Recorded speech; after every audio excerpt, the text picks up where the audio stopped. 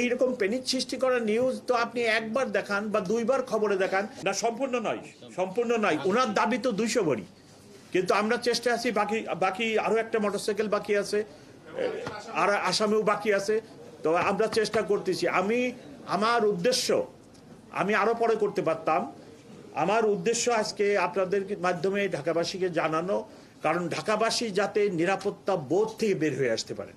ঢাকাবাসী জানুক যে এইরূপ একটি ঘটনা ঘটছিল, সেটি ব্যাপক ভাইরাল হয়েছিল, পুলিশ এটাকে ডিটেক্ট করছে, উদ্ধার করছে।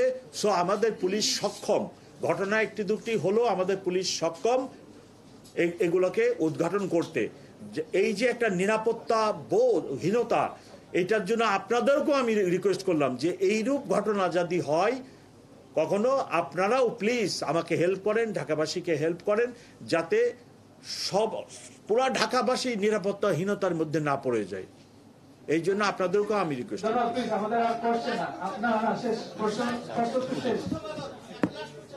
হ্যাঁ, আমি বুঝতে পারছি। আমরা তো স্বচ্ছতার সাথেই কাজ করতে চাই। আমি বলতেছি না যে আপনি একটা নিউজ করবেন না, আমি সেটা বলতেছি না। আমি বলতেছি একটা নিউজ, এইরকম প্যানিক সৃষ্টি করা নিউজ তো আপনি একবার দেখান বা দুইবার খবরে দেখান।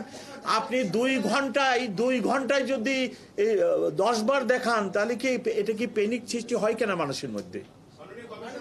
খেয়াল রাখবেন।